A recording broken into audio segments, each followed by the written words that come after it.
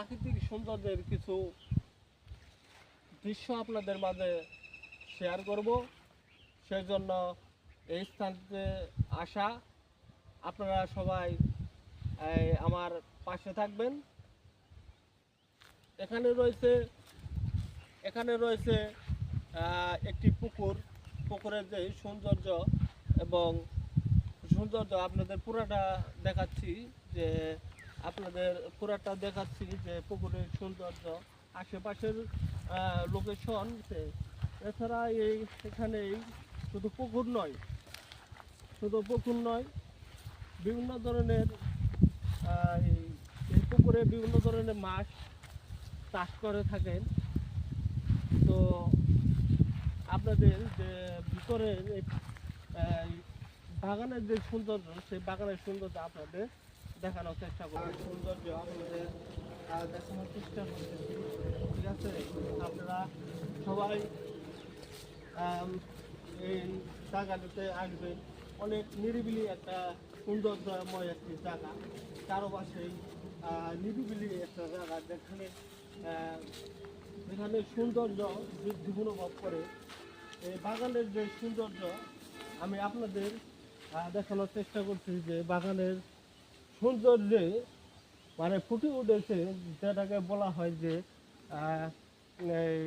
অপরূপ সৌন্দর্য। গ্রাম বাংলার যে অপরূপ সৌন্দর্য তা এখানে আসলে অনুভব করতে পারবে। চলে যাব, তো আপনারা আমার পাশে থাকুন বা সাথে থাকুন, আমি আপনাদের দেখানোর চেষ্টা করব, ঠিক আছে? এই দেখেন, এই বাগানের পাশেই অনেক সৌন্দর্য একটা গ্রাম বাংলার যে সৌন্দর্যগুলো তা আপনাদের দেখানোর চেষ্টা করতেছি, ঠিক আছে? দেখেন কত সুন্দর সৌন্দর্যময় একটি স্থান, ঠিক আছে? এখানে আমরা আমাদের গ্রাম্য ভাষায় আমরা সাধারণত হালিগাড়া বলা হয়। প্রিয় গায়েস, আমি আপনাদের বলছিলাম যে এখানে যে আমাদের যে গ্রামের যে ভুট্টা ক্ষেত রয়েছে, যে এখানে অপরূপ যে সৌন্দর্য তা আমি যাইতে আপনাদের দেখানোর চেষ্টা করবো। এত সুন্দর যে প্রাকৃতিক সৌন্দর্য আমাদের গ্রামে রয়েছে তা আসলে বলার যে যা শহরের মানুষ অনুভব করতে পারবে না। গ্রামের মজা তো গ্রামের মানুষই পাবে ভাই, শহরের মানুষ কি আর তা বুঝতে পারবে? অপরূপ সৌন্দর্যের জন্য আসবেন। যাই হোক, আমি আর আমার ভিডিওটি বড় করব না।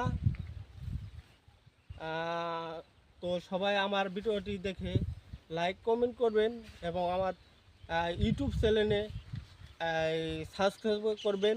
সত্যি বলতে ভাই আমি তেমন কথা বলতে পারি না, হয়তো আমার ভুল ব্যর্থ হতে পারে।